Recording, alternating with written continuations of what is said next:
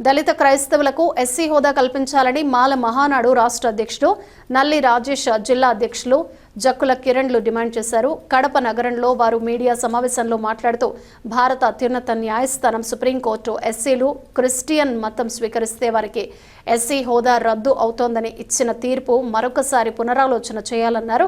Christian అనేది కేవలం మతమేనన్నారు. దీన్ని స్వీకరిస్తే బీసీసీ అవుతుందన్నారు. బీసీలే రిజర్వేషన్లు కల్పించాలని ధర్నాలు చేయటం చూస్తున్నామని, మరి వీరికి ఏ విధంగా వర్తిస్తాయన్నారు.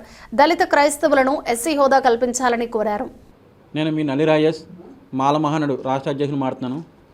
ఈరోజు మరి మన దేశంలో మరి ఆర్టికల్ ఏదైతే ఉందో మనకి ఇది దళిత క్రైస్తవులకి ఎస్సీ హోదా ఉండదు, ఎస్సీ హోదా తొలగించావు, రద్దు చేసామని చెప్పని మరి సుప్రీంకోర్టు చెప్పడం జరిగింది, అందరికీ తెలిసిందే.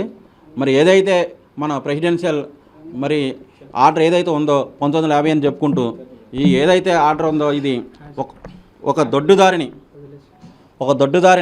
తీసుకొచ్చి మరి ఇది దళితులపై రుద్దడం మరి చాలా దారుణం.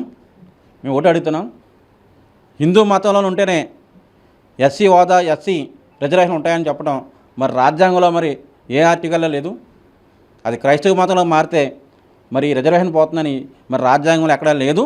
మరి ఎక్కడా లేనటువంటి విషయాన్ని తీసుకొచ్చి మరి ఈరోజు ఇంతమంది దళితులను రుద్ది ఇంతమంది దళితుల్ని మరి ఆవేదన గురి చేస్తే వీళ్ళ భవిష్యత్తుల మీద మరి మీరు ఉక్కుపోవటం మోపటం చాలా దారుణం. కాబట్టి మేము ఒకటి అడుగుతున్నాం, మీరు కాశ్మీర్లో ఏదైతే 370(35) ఏ ఆర్టికల్స్ ఎలాగైతే రద్దు చేశారో మరి ఇది ఎందుకు రద్దు చేయారని చెప్పి అడుగుతున్నాం. మేము ఒకటి అడుగుతున్నాం, ఈరోజు దళిత క్రైస్తవులు మైనార్టీలు అందరూ కూడా ఒకటి ఆలోచించండి.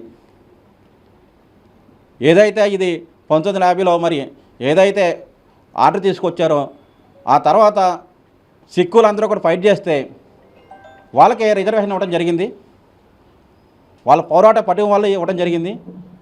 ఆ తర్వాత మళ్ళీ బుద్ధిస్టులు కూడా ఫైట్ చేశారు, వాళ్ళకు కూడా రిజర్వేషన్ ఇవ్వడం జరిగింది. మరి దళిత క్రైస్తవులు ఎందుకు రావట్లేదు బయటికి, ఎందుకు రోడ్డు మీద రావట్లేదు మీరు అని అడుగుతున్నాం. ఈరోజు బీసీలకు కూడా రిజర్వేషన్ లేకపోతే వాళ్ళు కూడా రోడ్డు మీదకి వచ్చి పోరాటం చేశారు. మరి అప్పుడు బీపీ మండల్ కమిషన్ వేసి ఈరోజు కూడా వాళ్ళకి రిజర్వేషన్ 40 ఏదైతే ఉన్నాయో 40లో మరి ఒకటే అమలు చేసి ఈరోజు కొద్దిగా గొప్ప వాళ్ళకు కూడా ఓట జరిగింది.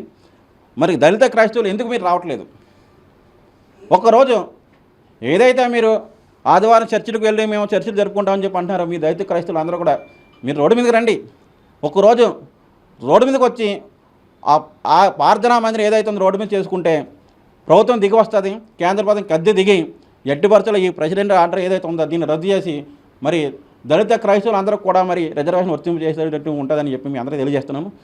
గతంలో కూడా మరి మీ అందరూ చెప్పేది ఏంటంటే హిందూ దేవుల గుళ్ళోకి రావద్దని ఆపింది వీళ్ళే, అగ్రవర్ణాలే. ఈరోజు అందరూ కూడా హిందూ మతంలో నుంచి క్రైస్తవ మతంలోకి వెళ్తే కారణం ఏంటండి?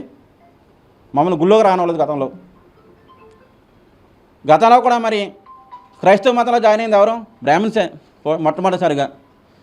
ఏదైతే 1936 బ్రిటిష్ గవర్నమెంట్ ఉండగా వాళ్ళు ఏదైతే మీటింగ్ పెట్టారో ఏది 1935 యాక్ట్ తయారు చేయడం కోసం ఏదైతే మీటింగ్ పెట్టారో ఆ మీటింగ్లో చర్చించడం జరిగింది. ఏమని అంటే ఎస్సీలకి క్రైస్తవ మతంలో కూడా వివక్ష ఉందని అడిగితే లేదని చెప్పడం జరిగింది. అక్కడ చెప్పింది ఎవరండి? క్రైస్తవ మతంలో ఉన్న ఎవరండి? బ్రాహ్మణ్స్. మరి వాళ్ళే లేదని చెప్పారు. వాళ్ళకి ఎందుకండి? వాళ్ళకి ఎలాగ రిజర్వేషన్ ఉందిగా లేదని చెప్పారు. ఈరోజు క్రైస్తవ మతం కూడా ఎవరు హస్తాలు ఉందండి? దళితుల హస్తాలు ఏమీ లేదు. అందరూ కూడా దాంట్లో అగ్రవర్ణాలే క్రైస్తవ మతంలో కూడా.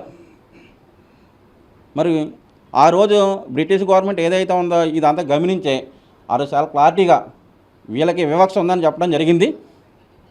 మరి అంత క్లియర్గా మరి డాక్టర్ బాబాసాహెబ్ అంబేద్కర్ కూడా హిందూ మతం నుంచి ఏ మతంలో మారినా కానీ వీళ్ళకి రిజర్వేషన్ ఉండదు అని ఎక్కడ చెప్పలేదే. ఈ సందర్భంగా మరి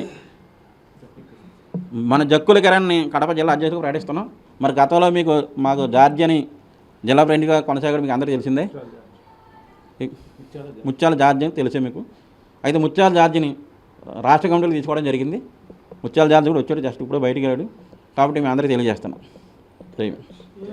పాలకొల్లు నుంచి వచ్చి నాకు బాధ్యతాయుతమైన పదవిని అప్పగించినందుకు నల్లి రాజేష్ అన్న గారికి ధన్యవాదాలు తెలియజేసుకుంటూ, అలాగే ఇచ్చిన పదవిని న్యాయం చేసే విధంగా జిల్లాలో అన్ని ప్రాంతాలు తిరిగి కొత్తగా కమిటీలు వేసి అన్న నాయకత్వంలో పనిచేయడానికి ముందుకెళ్తూ జాతికి న్యాయం చేస్తూ ముందుకు కొనసాగుతానని ఈ సందర్భంగా తెలియజేస్తున్నాను.